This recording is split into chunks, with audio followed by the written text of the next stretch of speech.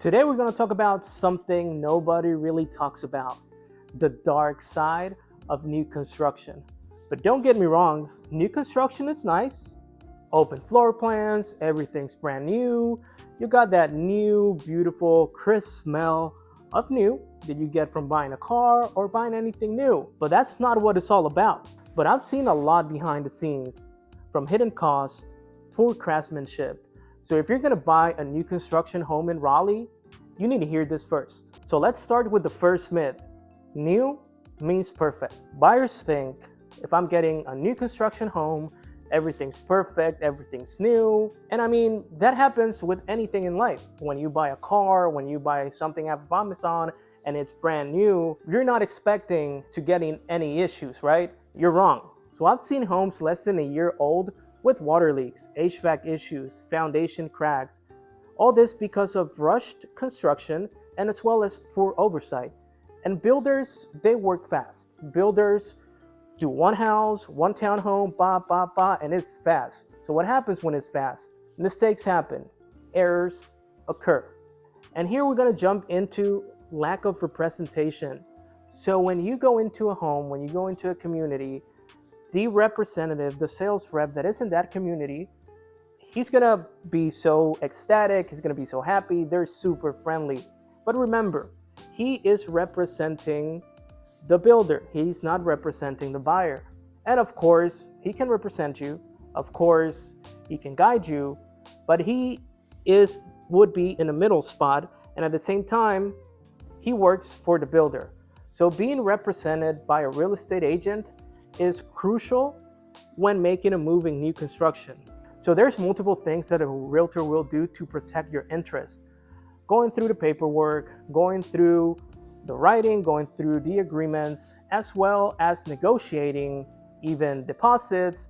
That in some communities, I've seen deposits as high as 5%, depending on the price of the property, but you can see deposits or builder deposits from $10,000, $20,000, and that's a lot of money. It is refundable in some cases, but a realtor can negotiate that for you and be like, hey, let's do $3,000, or hey, my client doesn't have $20,000. So that negotiation is really important, as well as when you go into a brand new home, you need a home inspection. But you don't need a home inspection from the builder, you need a home inspection from you. So in this case, the realtor will coordinate with you a home inspection, and once you get that home inspection report, and believe me, that even though it's new, you're gonna have 3, 4, even 5 pages of things. Some can be little things, but some can be major things. So when you get this report, you hand it off to the builder, and the builder, 99.9% of the times, will fix that for you because they are selling a brand new product. And one more important thing about being represented is that there are so many documents you need to sign, so many deadlines, especially if you're building a new home from scratch. There's gonna be deadline for this, you gotta show up this day, you gotta show up this day.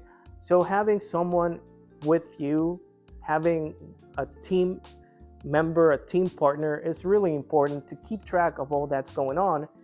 And even in a new build, one that has already been built, it's always good to have someone in your corner that will protect your interest and will make this move as smooth as possible for you. Okay, so moving on to the next dark side. The next dark side is hidden cost. So when you go in the internet, go to the website of the builder, and you see a base price, and let's say $320 in Apex in Raleigh, and you're like, man, this is a good deal. And I don't think you're gonna be getting a single family at $320 new construction home in Raleigh, but this is just as an example. So you see $320, you're like, man, this is a great deal. There's a beautiful house, you see the pictures and everything, and you're like, man, this house is the one. I cannot believe the price. So let's say you go inside, make your appointment, get your realtor, and then you're sitting at the table and they're like, all right, let's tour the home, beautiful. But the home that you saw on the internet to the one you saw in person, let's say that one was $360. So that is a $40,000 difference. And those are the hidden costs of upgrades, of countertops, of cabinets, premium appliances. So all these things that might make it more attractive actually needs more money. So you got to be very careful when you're seeing prices and looking at the base price. So that is the base price. That would be the lowest price with all standard. And don't get me wrong, there are some standards, some base prices that are very nice and they do show what they advertise.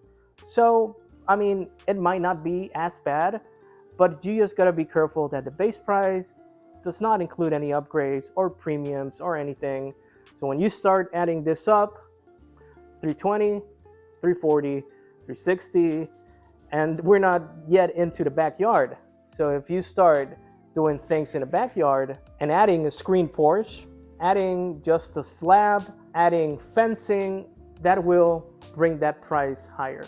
So definitely something you need to consider when looking at prices. Another one that sounds good, really attractive, but can bite you back later is builder incentives. So let's say, again, you're browsing the web, then you go to the appointment and you see that they're giving builder incentives of closing costs $10,000. They're buying down your rate. And you're like, man, they're giving me closing costs. I won't have to put anything from my pocket. My monthly payment is going to be phenomenal compared to the 6+ we're seeing today. And then you're like, all right, fantastic, sign me up, let's do this. But wait, hold on. So in order to get this incentives, so we're going to talk about this first, you need to use their lender, you need to use their attorney. So obviously you won't be quoted by someone of your own. You're going to be using their in-house or the people they work with. And most of the time, these incentives are already priced into the price of the home. So you're just being misdirected.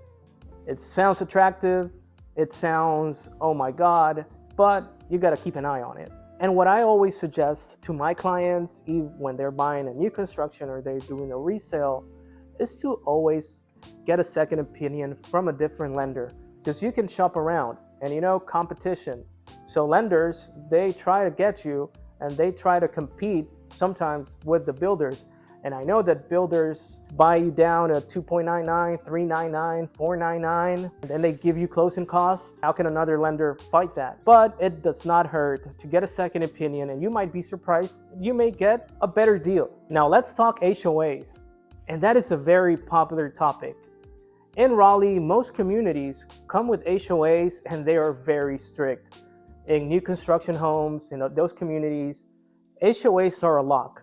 So when you go into a community, it's always advised to my clients to take a look at the HOA rules, take a look at the covenants, because hey, you got an RV, you won't be able to park it. So you got to find the rules out. So let's say you want to change the color of your door. You cannot do it. You want to change the siding, you cannot do it. You want to park your car in front of your house, you cannot do it. So it's always advised to take a look at the HOA rules and restrictions so that you know what you're getting into.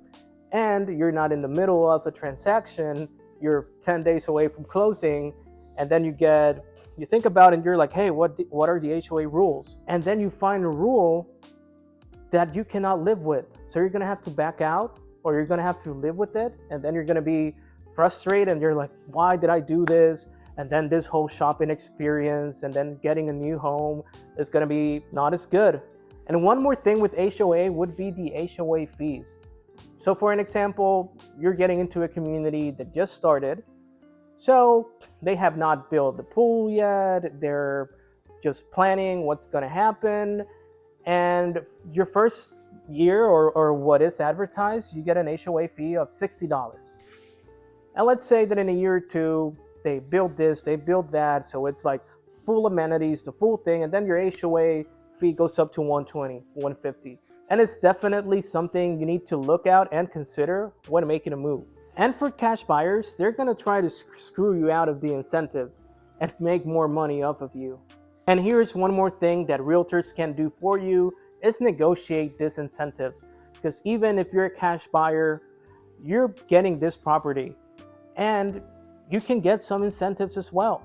So right now, Raleigh is one of the fastest growing markets in the whole US. So that means that builders are building in a very fast pace. So when you think, oh, I'm getting a new construction, it's going to be flawless, it's going to be perfect, it won't be. So that's why it's very important to have a trusted realtor that works with you, that knows the builders. So you need to check out the video we did ranking the builders here in Raleigh so that you make the best decision and you know what you're getting into. Because of course you need to have a trusted realtor by your side. So this one hits home for a lot of buyers. Construction delays. Builders might promise you a closing date, a finishing date. Here's your key date of mid-July, and you went under contract, let's say February, April, and you're like, all right, you make your plans, and then you're thinking about, all right, so we're gonna do this, we're gonna do that, we're gonna be moved in by this date. Let's say when March comes, when May comes, when June comes, they're like, hey, we've been having issues, and you're gonna have to move that date, or we're gonna move that date to September. And then you're like, man, well, I'm already under contract, so it's fine, let's move it to September. And then August, and they're like, yeah, you're gonna have to move it to October. And then you're like, ah, man, again. And then September comes, and they're like, yeah, it's gonna be until December. And you're like, oh my God, can I get out of this? This is outrageous. And of course, I understand your pain, and I understand the frustration, and delays happen. And currently, I'm in a situation when we went under contract back in April. Supposedly, we were closing in September. So my client did his plans and everything, and he was planning on getting that house in September. What happened? Supposedly, we're closing this Friday, and we're in December. So basically, how many months did the closing date move? So it's something you need to take into consideration. You need to be aware of, and always have a plan B that this might happen. And delays can happen from multiple factors. It can happen from weather delays, labor shortage, or even shortage of windows, shortage of framing, shortage on so many things that go into building a house that can delay your moment of getting that key. Finding new construction homes in Raleigh, in the heart of Raleigh, it's rare and it's super expensive. What makes this so expensive is that Raleigh, honestly, there is not much more room to build. You have to tear down one and bring one another one.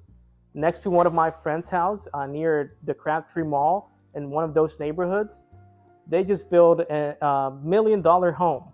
And I'm like, and his house is worth, let's say 700-800, and then it's like $1.2 million home, and I'm like, man, your house is going up. And then I looked into the house, and they tore down a house and they just brought a new one, beautiful home, but over $1 million. And that is happening as well in downtown Raleigh, near North Hills, Raleigh. Homes are being built, but over 800,000, close to $1 million. So most people, what they're doing is, I want to stay close to Raleigh. I want to be in Raleigh. Honestly, Raleigh is one of the best cities that I've ever been in. And I come from very hectic, beautiful cities, sort of New York. I lived in Argentina and Buenos Aires for over 5 years, and I loved it. I loved the pace. I loved the movement. And I have that same feeling in New York, in Chicago, and I even had that sort of feeling in Charlotte. But when I moved to Raleigh, I'm like, it's very family, very slow paced, and you can go to the store and it might be hectic, don't get me wrong, but still, you can drive around, traffic is not as bad, you can go to the stores, and the stores are, you can get on the line and you can pay for your things in 10-15 minutes depending on the day. But what most people are doing is that they want to be close, but they cannot, or they do not want to pay $1 million for a new home in Raleigh. So they're going to Wake Forest, Youngsville, Wendell, Zebulon, or even Knightdale. So what is happening in these areas is that The proximity to Raleigh adds them value, adds them interest, but at the same time, there is a lot of land yet to be developed in these areas. So let's say in the case of Wake Forest. Wake Forest is one of the closest cities to Raleigh, super family oriented, super slow pace, super relaxed, very family friendly. What happens there is that there is a lot of land to develop. So builders are building, and you can find townhomes in the 300s. You can find a single family home less than 500,000.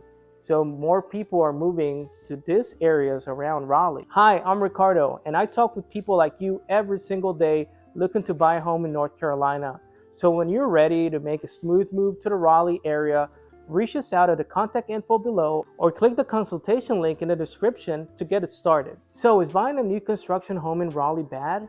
Not at all, but there is a dark side that you need to be aware of.